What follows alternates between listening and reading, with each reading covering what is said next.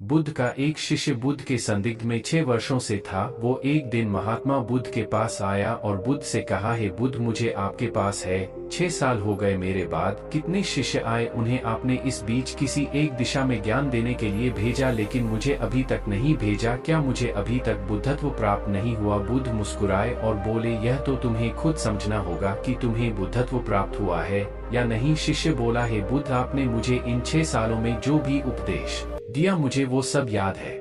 आपकी बताई एक एक बात मुझे याद है। आप मुझसे भी पूछ सकते हैं, मैं आपको हर उत्तर देने के लिए सक्षम हूँ। आप मुझे एक मौका तो दे ताकि मैं किसी भी दिशा में जाकर लोगों को आपके ज्ञान के बारे में भी बता सकूं। बुद्ध ने कहा, ज्ञान की बातों को याद रखने से कुछ नहीं होता जब तक आप उसे अपने आचरण में ना लाओ। जब तक आप किसी भी चीज को अपने आचरण में नहीं लाओगे तब तक आप दूसरों को नहीं कह सकते कि वो उसे अपने आचरण में लेकर आए। शिष्य ने कहा, जो भी हो, कृपया आप मुझे एक मौका दे। आप मुझ पर भरोसा रखें।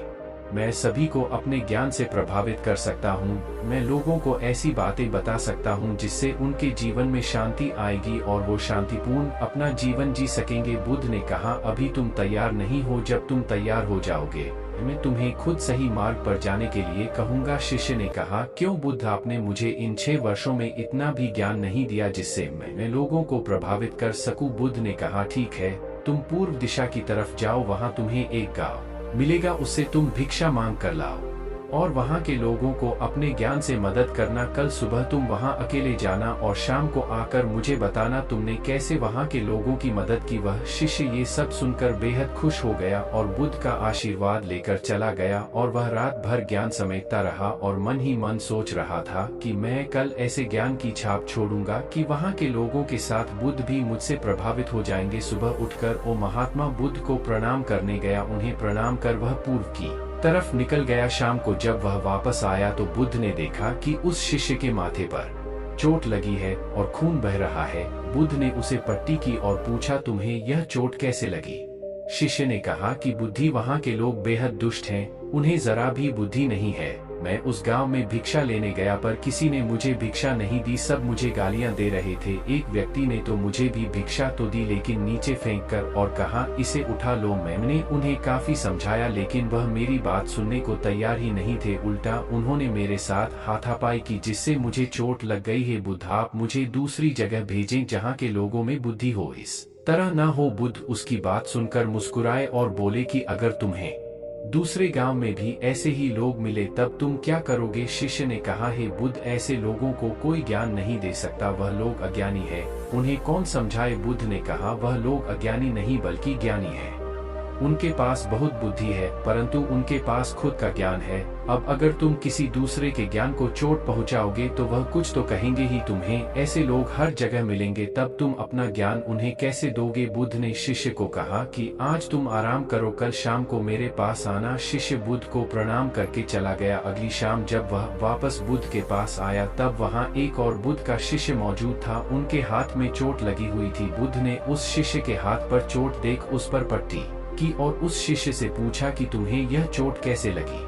शिष्य ने कहा, हे बुद्ध, आपने पूर्व के एक गांव में मुझे जाने के लिए कहा था, वही मुझे यह चोट लगी। बुद्ध ने कहा, वहां तुम्हारे साथ क्या क्या हुआ, तुम मुझे बताओ। शिष्य ने कहा, हे बुद्ध, वहां पर मैंने सबसे भिक्षा मांगी लेकिन किसी ने मुझे भिक्षा नहीं दी। एक व्यक्ति जिसने भिक्षा दी थी उसने भी वह मुझे जमीन पर फेंक कर दी और कहा, उसे उठा लो। मैंने चुपचाप उसे उठाकर अपने पात्र में रख लिया और उसे कल्याण का आशीर्वाद दिया। तब उस व्यक्ति ने मुझसे कहा, आप बड़े ही अजीब व्यक्ति हो, मैं आपका अपमान कर रहा हूँ और आप मुझे आशीर्वाद दे रहे हैं। मैंने उनसे कहा कि आप धनी हैं, आपने मुझे दान दिया है इसलिए मैं आपको आशीर्वाद दे रहा हूँ। फिर वहाँ से मैं आगे गया तो कुछ लोगों ने मुझे वहाँ से जाने के लिए कहा। उन्होंने मुझे कुछ अपशब्द कहे और मुझ पर कुछ पत्थर फेंके जिससे मुझे चोट लग गई। जब मैं वापस आ रहा था तब मैंने एक माँ को रोते हुए देखा, वह अपने बीमार बच्चे को लेकर चिंतित थी। मैं तुरंत जंगल से जाकर उसके लिए जड़ी बूटी ले आया लेकिन वहाँ के लोग मुझे जड़ी बूटी देने नहीं दे रहे थे। फिर मैंने उनसे विनती की कि वह मुझे उस बच्चे का इलाज करने दे, उसके बाद वो जैसा कहेंगे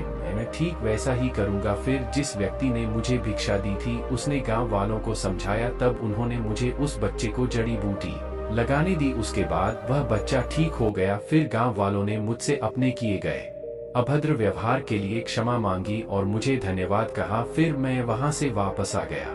हे बुद्ध, आपसे एक विनती है, उस गांव के लोग बहुत भोले भाले और सीधे हैं, क्या मैं रोज उसी गांव में जाकर भिक्षा मांग सकता हूँ? ये सभी बात वो पहला शिष्य भी सुन रहा था। उसने यह सुनते ही बुद्ध के चरणों में गिरकर कहा कि हे बुद्ध, मैं समझ गया हूँ कि अभी मैं उस लायक नहीं हुआ कि दूसरों को ज्ञान दे सकूं। बुद्ध ने कहा, हमें बाहर वैसे ही लोग दिखाई देते हैं जैसे हम भीतर से होते हैं। जब तक हम स्वयं को नहीं बदलते तब तक हम किसी को भी नहीं बदल सकते। खुद में परिवर्तन करना बेहद जरूरी है। कोई भी बात बताने से पहले उसे आचरण में लाना बेहद जरूरी है, क्योंकि आचरण में लाई हुई चीज को बताना समझाना बहुत आसान होता है और उसे लोग बेहद आसानी से अच्छे से समझ पाते हैं। दोस्तों, आपने क्या सीखा इस दोस्तों, उम्मीद है आपको यह कहानी पसंद आई होगी।